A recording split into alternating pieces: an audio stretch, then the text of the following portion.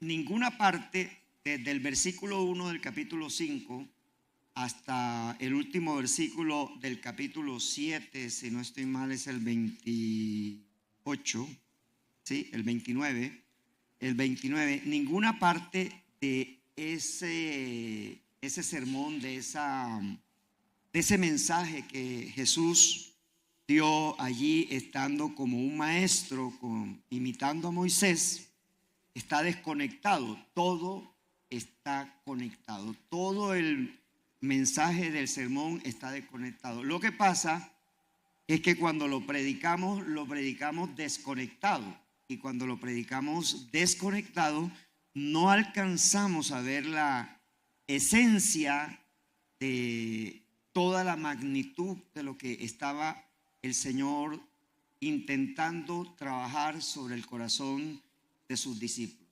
El sermón del monte no es un sermón para los de afuera, es un sermón para los de adentro, ¿cierto? Y recuerde que también la Biblia dice esto: el juicio, ¿por dónde comienza? Por la casa. Es decir, el juicio comienza por casa. Así que antes de que a ellos los juzguen, nosotros vamos a ser juzgados primeros. El juicio comienza en casa. Entonces lo mismo es el tema de la palabra del Señor. La palabra del Señor es para los hijos, es el pan de los hijos. Esa es la palabra del Señor. Ahora, los de afuera pueden aprovecharse de la palabra, pero lo han hecho muchas veces mal, porque de ahí ha nacido la metafísica, de ahí han nacido nuevas religiones creadas por el hombre, inventadas por el hombre, basados en la palabra, pero basado posiblemente en lo positivo que aparece en la palabra. Muchos dicen, me he vuelto rico leyendo solamente proverbios. Algunos dicen, no, mi vida ha cambiado solo leyendo los salmos. Pero resulta que la vida cristiana no se trata de cambio de conducta, sino de cambio de corazón. Es decir, no es cambio de conducta, sino es un cambio genuino y profundo del corazón.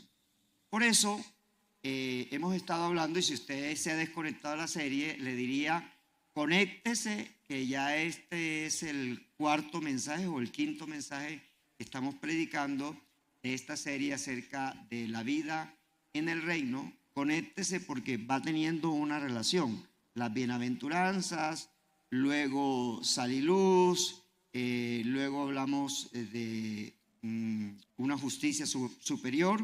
Y este es el cuarto mensaje, quinto, porque prediqué algo en Río Negro el domingo pasado. Y hoy vamos a hablar acerca de qué es lo que viene ahora para los discípulos. Jesús le dijo a sus discípulos, si la justicia de ustedes no es superior a la de los escribas y fariseos, ustedes están perdidos. Así lo dice, mire cómo lo dice. Porque le digo a ustedes que no van a entrar en el reino de los cielos a menos que su justicia supere a la de los fariseos y la de los maestros. Del versículo 21 de ese capítulo 5 hasta el versículo 47 de ese mismo capítulo, él está hablando, haciendo un cotejo entre la justicia de los escribas y fariseos y la nueva propuesta de él, o sea, lo que debe ser nuestra justicia, o sea, cómo debe ser nuestra justicia. Pero ahora él va a entrar en aguas más profundas. Él le dijo a Pedro que ¿qué? Que bogara mar adentro. Ahora va a entrar a aguas más profundas. ¿Por qué? Porque resulta que ahora va a confrontarnos a nosotros en nuestra vida devocional, en nuestra vida con Él, en nuestra vida interior. Porque el propósito del Sermón del Monte no es una vida devocional exterior, o sea, cuando alguien ora en público, cara cambia, su voz cambia, sus facciones son diferentes, pero cuando usted realmente va a sorprender a Dios, ¿dónde lo va a sorprender? Allá en lo secreto, allá en lo privado, allá donde nadie lo ve, Dios lo conoce desnudito o desnudita, así como lo trajo al mundo, ¿cierto? O sea, Dios nos conoce así y conoce nuestro corazón. Entonces, ahora Jesús se va a meter con nosotros. Ahora va a soltar un poquito a los escribas y fariseos, aunque los toma por los lados, pero ahora va a trabajar con nosotros. Y Él va a trabajar con nosotros 5 acciones exactas, 5 acciones, y están todas en el capítulo 6. Bueno, todas no, hay otras que van en el capítulo 7, pero eso lo vamos a trabajar entre el miércoles y el próximo domingo. Miren lo que dice el versículo 1, estoy en la Nueva Versión Internacional, capítulo 6, versículo 1. Cuídense de no hacer sus obras de justicia delante de la gente para llamar la atención. Si actúan así, su Padre que está en el cielo no les dará ninguna recompensa. Vamos a leerlo todos. 1, 2, 3. Cuídense de no hacer sus obras de justicia delante de la gente para llamar la atención. Si actúan así, su Padre que está en el cielo no les dará ninguna recompensa. Ahora personalícelo, ¿sí? Diga su nombre. Marcos, cuídate de no hacer tus obras de justicia delante de la gente para llamar la atención. Si actúas así, tu Padre que está en los cielos no te dará ninguna recompensa. Padre, estamos en tu palabra, bendice tu palabra, haz que tu palabra transforme nuestro corazón, genere cambios profundos y que a través de ella, Señor, nuestra vida sufra una verdadera metanoia. Te lo pedimos en el nombre de Jesús. Amén y amén. Ok, la mayoría de las personas nos gusta la aprobación de la gente, digamos que esa es nuestra esencia. Nos gusta que otro nos diga, oh, cómo te ves bien, María. Uf, cómo te ves bien, Juana. Uf, ¿sí? Lo hiciste bien. Es más, el mundo ha dicho, lo bueno se dice en público y lo malo ¿dónde? Pero resulta que en la Biblia nos dice así. La Biblia nos manda también a confrontarnos en público, aunque por dentro nos estemos enardeciendo, ¿cierto? O sea, a todos nos gusta la aprobación. A todos nos gusta, bueno, que digan o que nos reconozcan lo bueno. Ahora, como a todos nos gusta la aprobación, la gran mayoría de las personas aman a aquellos que los aprueban. Es decir, la gran mayoría de las personas aman a aquellos que los aprueban.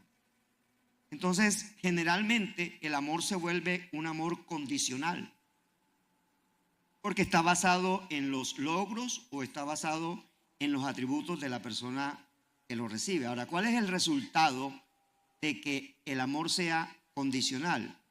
Que la vida se convierte en algo insaciable para la persona. Entonces, por ejemplo, una persona si no tiene empleo y le ofrecen 1.300.000 de salario mínimo, ¿qué piensa la persona? ¿Qué dice la persona? O sea, si la persona no tiene empleo, está más llevado que ratón de ferretería, ¿cierto? ¿Qué le dicen con un mínimo? No, wow, ¿cierto? Yo recuerdo que cuando yo no conseguía empleo me dijeron, usted va a trabajar como profesor y le vamos a pagar 400.000 pesos, tiene que venir 3 veces a la semana. La carga laboral era mucha, pero yo decía 400.000 son 400.000, estoy hablando hace 28 años atrás, ¿sí? 400.000 son 400.000. Pero después que me pagaban los 400.000, ¿cómo me sentía yo? Que yo daba mucho y recibía ¿qué? Poco. Eso se llama ser insaciable. El ser humano, cuando trabaja por atributos, por recompensas de hombres, se vuelve insaciable. Es decir, nunca está lleno con nada. Es decir, nada le satisface. Si usted se gana 10 millones de pesos, usted está buscando una empresa que le pague ¿cuánto? 12 o 15 o 20. Ahora, porque usted cree que usted vale eso, ¿sí? Y usted cree que usted vale eso por todas los elogios que externamente otros le dan a usted. Pero resulta que en el reino de los cielos Jesús nos va a dar ahora una cachetada a nosotros y nos va a decir que nosotros no debemos estar buscando las recompensas de los hombres porque nos vamos a sentir siempre insatisfechos. nosotros necesitamos que todo lo que hagamos, lo hagamos para agradar a Dios y que nos sintamos contentos con todo. Es más, el escritor a los Hebreos dice que en todo estemos contentos. Es decir, el contentamiento es muy importante porque el dinero no lo es todo en la vida, aunque lo necesitamos para desarrollarnos en la vida, pero no lo es todo en la vida. Entonces, hay gente que por causa de que no le pagan bien, no hace bien su trabajo. Entonces, el gran desafío para nosotros es buscar a Dios por lo que Él es y no por lo que Él nos pueda dar. Por eso hay mucha gente que se decepciona de Dios. Porque resulta que ora y el Señor no le da la hora. No. Y el Señor no le responde porque la gente quiere orar y que la respuesta ¿qué? Venga enseguida. Y Dios no actúa así. Porque Dios no actúa basado en mis necesidades, sino que Dios actúa basado en mi confianza. Es decir, cuánto yo confío en Él, cuánto representa Él para mí. Job, cuando su mujer le dijo, maldice a tu Dios y muérete, le dijo, si de Él lo he sabido recibir todo, ¿cómo no voy a saber recibir que me lo ha quitado todo? Dios dio, Dios quitó. Eso es una persona sana en su corazón. Entonces el Sermón del Monte nos debe llevar a nosotros que al finalizar de leerlo y de examinarlo, ojalá pudiésemos llegar a un nivel de contentamiento en nuestra vida. El contentamiento en nuestra vida es muy importante para poder avanzar. ¿Por qué? Porque el mundo siempre nos acelera, el mundo siempre nos está trabajando para que nosotros seamos mejor, superior, ganemos más, hagamos esto.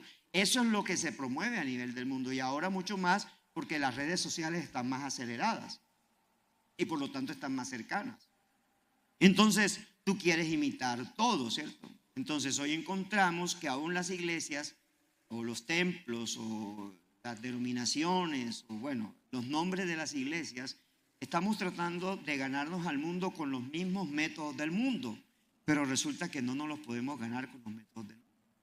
Porque la iglesia le pertenece al Señor, porque esto es de Él y es a Él a quien le corresponde. Y es Él el que debe llevar el modelo de iglesia que nosotros debemos tener. Entonces estamos en tiempos acelerados y yo veo el factor que está preponderando hoy, donde los pastores quieren ser youtubers, influenciadores, quieren impactar, quieren grabar videos, quieren hacer TikTok, quieren hacer todo esto, pero están tratando de agradar al ojo humano y no de agradar a Dios. Yo creo que tengo alrededor de más de 6 meses que no publico nada o muy pocas cosas he publicado en mi Facebook. ¿Por qué? Porque realmente mi mayor interés y a lo que Dios me invita es que yo dependa de Él. Entonces, por eso Jesús comienza ahora hablándonos a nosotros y nos dice, cuídense de no hacer sus obras de justicia. Es decir, cuídense de que ahora no los vean a ustedes con rectitud y que la gente confíe en mí a través de esas actitudes de ustedes, pero ustedes están tratando de buscar lo suyo, no están tratando de buscar lo mío, están tratando de buscar lo suyo. Y Él nos da 5 cosas o 5 acciones, no son cosas, 5 acciones incorrectas y 5 acciones correctas. Vamos a ver primero las 5 acciones incorrectas. Entonces, lo primero que el Señor dice está en el versículo 2. Por eso cuando le des a los necesitados, no lo anuncies al son de trompeta como lo hacen los hipócritas en las sinagogas y en las calles para que la gente les rinda homenaje. Les aseguro que ellos ya han recibido toda su recompensa. Entonces, el primer no o lo primero que no debemos hacer es no dar como los hipócritas. Ahora, esto está tanto en cantidad hacia arriba como en cantidad hacia abajo.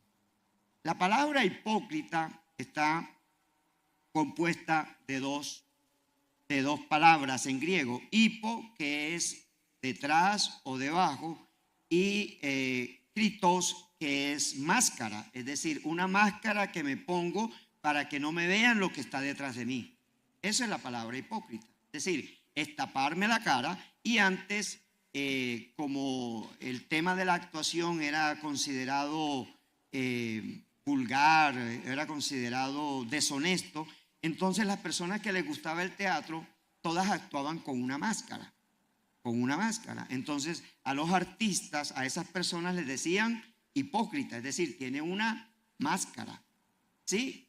Jesús está diciendo que nosotros no demos como los hipócritas, no demos como aquellas personas que quieren impactar a otras personas con lo que dan.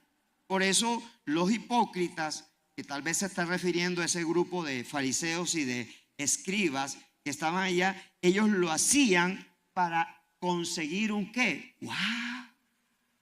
Uy, mira todo lo que trajo para el templo. Uy, mira todo lo que dio para la obra de caridad. ¿Te has visto esas personas que el 25 de diciembre, el 24 de diciembre llenan las camionetas de regalos y van de esquina en esquina y van dándole a las personas, ¿cierto? Y se van tomando fotos y luego las montan en sus redes sociales para hacer wow, ¿cierto? O esos pastores que evangelizan, entonces toman fotos y montan y entonces para hacerse notar, ¿cierto? Para hacerse notar. Jesús está diciendo, tu dar no es para que la gente te elogie, no es para que tú te hagas notar.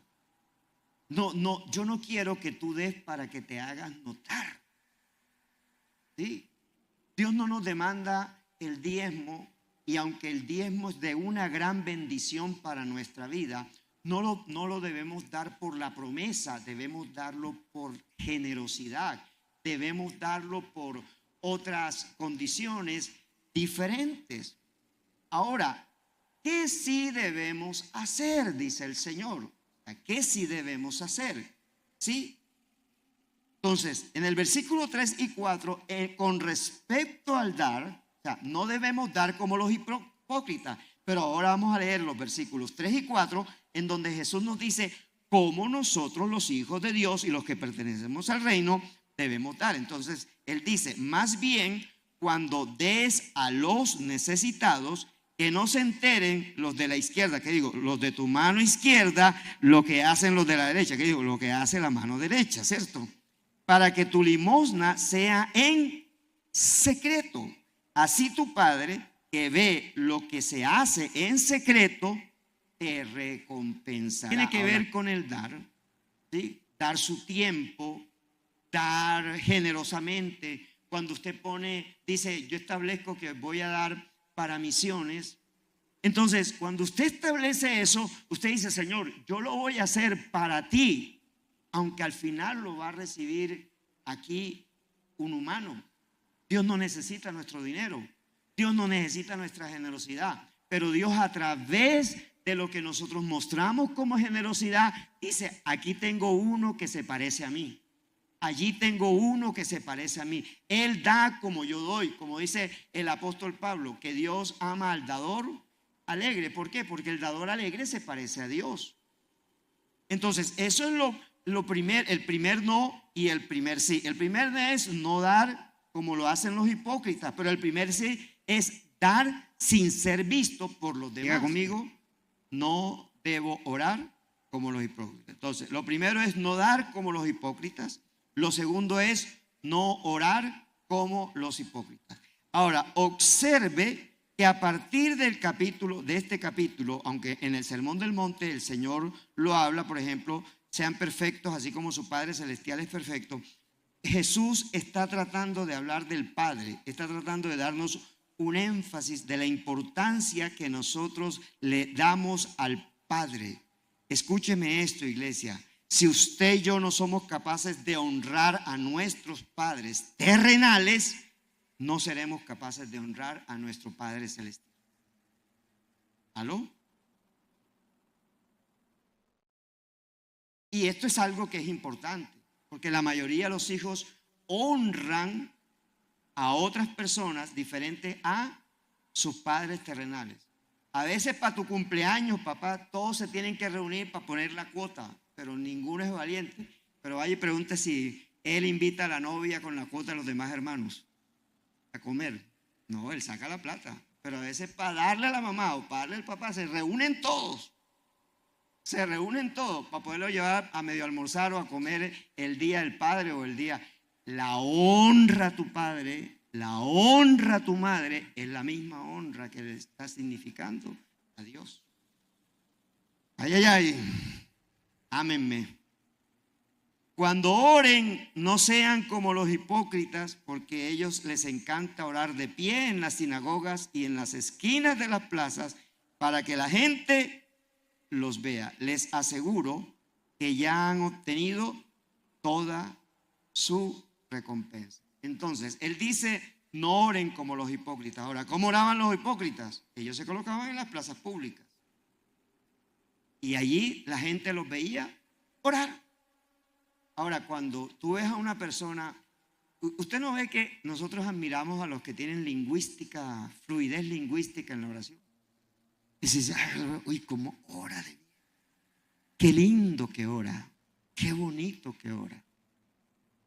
Ahora escríbele una carta al padre y dile, padre, ¿cómo ora Marcos allá en el secreto? ¿Sí? A ver si ora con esa misma fluidez que lo hace en privado. ¿Sí? Porque Jesús está diciendo, no hagas como los hipócritas. Ellos quieren orar y ellos fluían en oración. Y decían, wow, cómo me gustaría orar como el fariseo Marcos. Cómo me gustaría orar como el fariseo Robin. Cómo me gustaría orar como el fariseo, qué sé yo. Porque los admiraban, ¿cierto? Entonces la admiración de la gente ya era su recompensa. Ya era su recompensa. Ahora, lo que sí debemos hacer para contrarrestar ese no es orar en privado. Es decir, Jesús lo dice así, versículos 6 y 8, dice, pero tú cuando te pongas a orar, entra en tu cuarto. Mira lo primero que dice, ¿entra qué? Cierra la puerta y ora a tu Padre, que está en lo secreto. Entonces, mira las tres acciones. Entra en tu cuarto. 1. Segunda acción.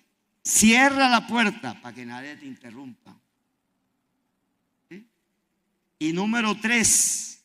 Ora a tu Padre. Es decir, no le ores al público. En otras palabras, entre más escondido ores, más me agrada a mí.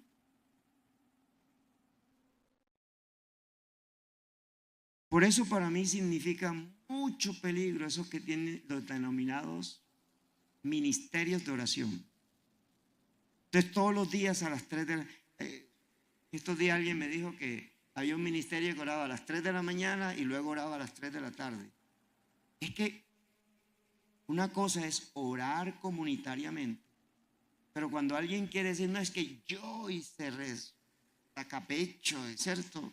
Es que tengo un llamado a un ministerio de oración. Yo solamente conozco 5 ministerios: apóstol, evangelista, profeta, pastor y maestro. Los demás todos son departamentos. No es que yo tenga un ministerio de alabanza, es un departamento. ¿Sí? No es que yo te voy a llamar solo a salmistas, pero ¿para qué? ¿A quién te ganas con eso? No es que yo te voy a llamar solo para Jos, ¿para qué? No, solo hay 5. Son departamentos. ¿Sí? Porque la palabra ministerio viene de ministrar y ministrar viene de servir. Ponerse un delantal, eso es ministrar, ponerse un delantal. Ser sirviente, eso es lo que es un ministerio, ser sirviente. Si usted no le sirve a otro, usted no ministra. Estamos aquí para ministrar, o sea, para servirle a las demás personas. Entonces, ellos hacían eso. Les encantaba que orar de pie, ¿dónde? En la sinagoga. Se paraban en el templo, ¿cierto? Oh, dignísimo Señor, alabado Señor. Oh, rararacanda, rababacanda, saita.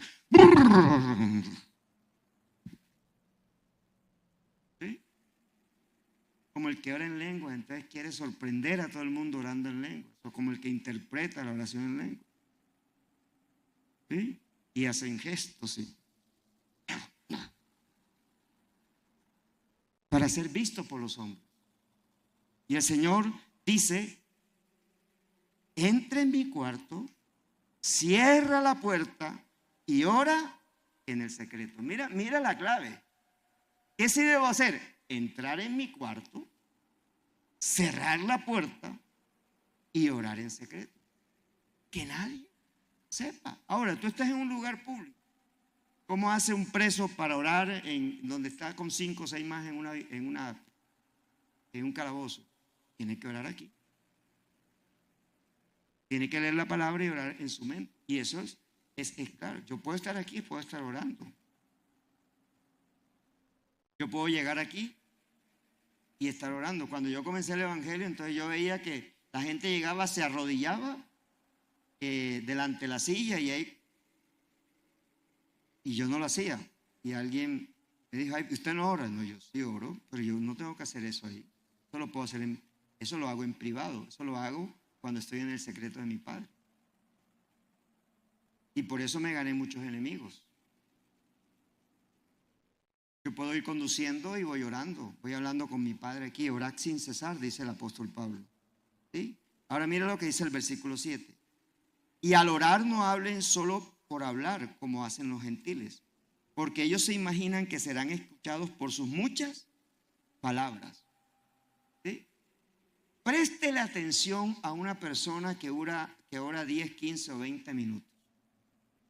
Y grábeselo para que vea que en 5 minutos repitió en los primeros 5 minutos los repitió con diferentes palabras en los otros 15. Tú no necesitas mucho tiempo de oración. Lo que necesitas es entrar en el secreto. En el secreto de tu Padre. O sea, en ese secreto donde tú le dices. Entonces, los gentiles hablaban palabrerías y palabrerías y palabrerías porque ellos creían que entre más hablaban, Dios más lo escuchaba, como si fuera Dios sordo, ¿cierto? Ahora dice el 8, no sean como ellos, porque su Padre sabe lo que ustedes necesitan antes de que se lo pidan. Y cuando me colocan el ejemplo de la viuda que se le paraba delante del juez, pues la viuda ¿sabe cuál era la única frase que la viuda le decía al juez? Hágame justicia. Lo veía al día siguiente, hágame justicia. Lo veía entrando a la casa, el juez lo veía, hágame justicia. No, nada más. No decía ninguna otra palabra. ¿Y Jesús qué dice? Hagan como esa mujer. Párense en la brecha. Aquí estoy, Señor. ¿Sabe qué? Aquí estoy. No sé, Señor, no sé, estoy aquí en la brecha. Aquí estoy en la brecha. Entonces nos inventamos cosas que ni siquiera en la Biblia está. ¿Usted sabe en cuántos minutos usted lee la oración más larga que hay en la Biblia? ¿Usted sabe cuál es la oración más larga en la Biblia? La de Nehemías. Y usted en 5 minutos ya la lee toda. Mucha gente cree que el pastor Marcos no ama la oración. Yo amo la oración, pero amo la oración en secreto. Amo la oración en secreto. ¿Hay que hacer oración pública? Sí, hay que hacer oración pública, porque Dios nos invita también a esas oraciones comunitarias, pero que tengan sentido, que tengan propósito. Amén. Entonces, el Señor nos pide eso. Ahora, Él nos da un modelo de oración. No vamos a tocar el modelo de oración. En esta enseñanza no vamos a tocar el modelo de oración. Pero nos da, a través del Padre Nuestro, una manera concreta y correcta de orar al Padre y con el propósito que lo debemos hacer. Ahora, número 3. Tercero de lo que no debemos hacer. No ayunar como los hipócritas. Entonces diga conmigo, no dar como los hipócritas. Diga, no orar como los hipócritas.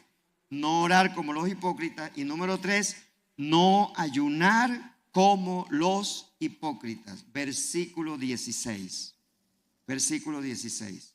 Dice, cuando ayunen no pongan cara triste, como hacen los hipócritas, que demudan su rostro para mostrar que están ayunando.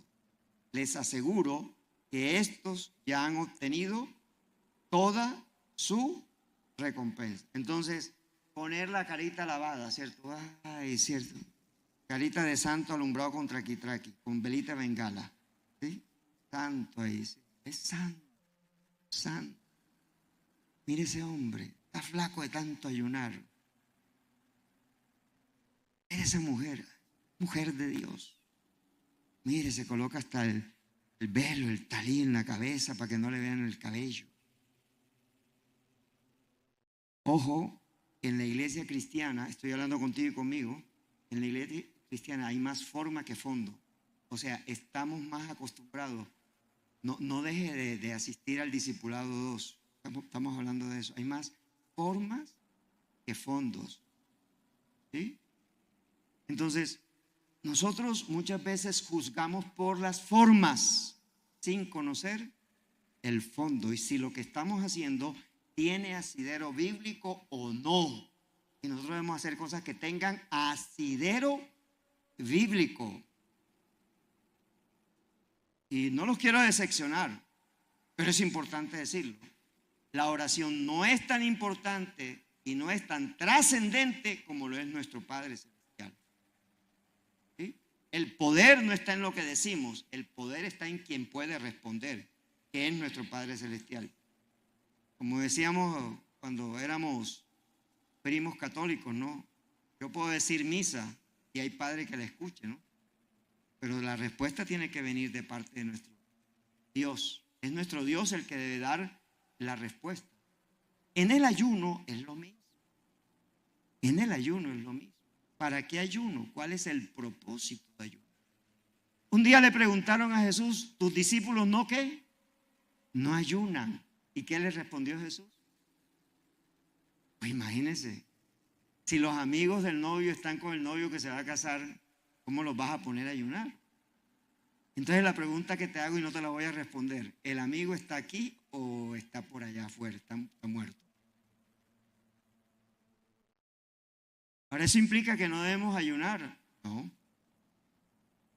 Pero hay que descubrir el propósito. Ahora, escúcheme, no ayune para manipular a Dios. Es que voy a ayunar para que Dios me dé la respuesta. Si me voy para Estados Unidos o me voy para España. No, eso no necesitas de ayunar. Vete cuando tú quieres irte. Porque si Dios te dice que te vayas para España, tú te quieres ir para Estados Unidos. Vete para Estados Unidos de una vez. Es que si me voy por el hueco o me voy... No, como te alcance la plata.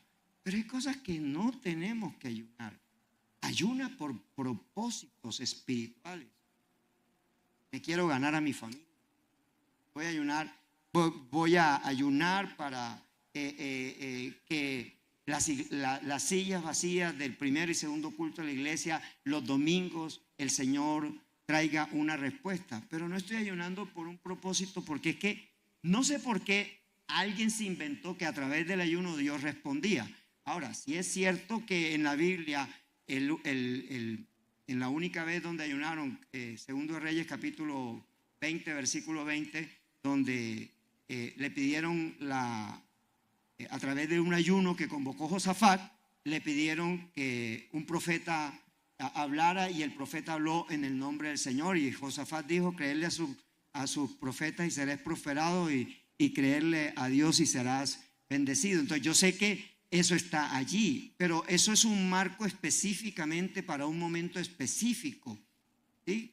Pero nosotros no podemos tomar puntos específicos y convertirlos en generalidades para nosotros. No lo podemos convertir en generalidades. O sea, ayune por propósitos específicos, pero mejor ayune guiado por el Espíritu Santo. Porque el Espíritu Santo, cuando tú ayunas guiado por el Espíritu Santo, Él no te pone a ayunar un día. Él te puede llevar a ayunar 3 días, 4 días, 5 días, 7 días, sin que tú tengas hambre en ese tiempo. Cuando el ayuno es guiado por Dios. Cuando el ayuno es guiado por el hombre, al mediodía ya yo quiero comer. Ya yo quiero comer. ¿Sí? Número 4. número 4, versículo 19. No acumulen para sí tesoros en la tierra donde la polilla y el óxido destruyen y donde los ladrones se meten a robar. Entonces, el cuarto no es: no acumules tesoros en la tierra. ¿Dónde no debo acumular tesoros? El pastor Luis decía algo: ¿no debo ahorrar? Sí, claro. Pero lo que pasa es que cuando se hable de no acumular tesoros, tiene que ver en cómo yo le centro atención a una sola cosa. A una sola cosa. Y dele, y dele, y dele, y dele, y dele, y dele a esa sola cosa. Entonces, Jesús está diciendo: no acumulen tesoros en la tierra. Y da la razón: la polilla y el óxido destruyen, ¿ok? El ejemplo que colocaba es de un colombiano que en un solo año perdió la fortuna de haber construido 12 o 15, en un solo día, perdón, perdió la fortuna. Es uno de los, o no sé si todavía sigue siendo protagonista de tiburones, ¿no? De tanque de tiburones, no recuerdo. Pero en un solo día perdió lo que había acumulado en 12 años. Y eso es muy normal que ocurra. Dios lo guarde, pero su casa se puede quemar en 4 horas y usted duró construyéndola 20. Nos pueden desocupar el negocio en una noche y usted duró construyéndolo 10 años. Tiene que ver con el corazón. Yo no acumulo en un banco, yo acumulo en mi corazón, porque es donde yo realmente acumulo. Yo no acumulo en un banco. O sea, nadie está diciendo que no ahorre, nadie está diciendo no. Si hay una cosa que como pastor y nosotros como familia de pastores nos alegramos, es el bienestar suyo, que a usted le vaya bien, ¿cierto? He visto hermanos de nuestra vecina región llegar con una mano adelante y otra atrás, y hoy ver prosperidad, ver que están comprando casas, ver que tienen vehículos, ver que tienen unos empleos tremendos o que tienen unas empresas tremendas. Yo me alegro, porque ese es el Dios que nosotros tenemos. Yo creo en ese Dios que prospera. Yo creo en ese Dios que enriquece. Yo lo creo. Yo no me niego a eso. O sea, si hay algo que hace Dios es materializar sus bendiciones. Su palabra la materializa. Pero Dios me está diciendo: no acumules tesoros. O sea, no acumules tesoros. Si la cuota que tú pagas en el banco por el carro es mayor al diezmo que tú das, revísate. Revísate, hay cosas que uno tiene que revisar. Si tú sumas tus gastos y tus gastos en tu casa suman 4 o 5 millones de pesos en el mes, suman 4 millones, 5 millones de pesos en el mes, ¿sí? Entonces, para que no estés en rojo, ¿cuánto te debió entrar? 5 millones. Y si usted pide en tesorería el extracto de su diezmo del año pasado, que lo necesita para su declaración de renta, porque si gana 5 millones de pesos le va a tocar declarar renta, ¿sí? Y en el año usted diezmó 1 millón de pesos, ¿a quién engañó? ¿A quién engañó? ¿Sí? ¿A quién engañó? Dígase la verdad, ¿a quién engañó?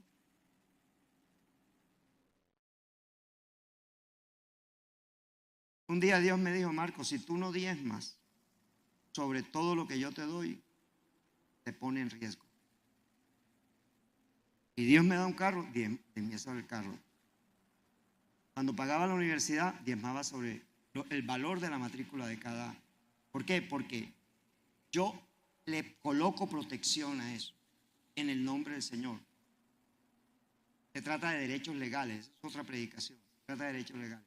Pero lo que te digo es: revisa tu nivel de ingresos, de gastos, versus lo que tú le das al Señor. Y ahí tú te das cuenta si tú estás tratando de acumular tesoros para ti aquí en la tierra. Ahora, la recomendación, lo que sí debemos hacer. Entonces el Señor dice: sí debes hacer, acumular tesoros, ¿dónde? En el cielo. Ahora, imagínense, ¿cómo hace usted para mandar al cielo lo que le va a consignar allá en la cuenta del banco. ¿Dónde se consigna? En el cielo, aquí en la tierra también. Pero lo estás haciendo ¿para dónde? Para lo del Señor. Estoy atento a los misioneros. Ahí hay un misionero que no sabe si va a salir de ese país o no va a salir de ese país, pero mientras yo pueda contribuir, yo contribuyo para que ese misionero tenga con qué vivir. Usted sabe que un misionero ha dejado su vida normal, natural, su familia, para irse a vivir a países donde no sabe siquiera si va a regresar. ¿Ya? Voy a ir subiendo la alabanza, por favor.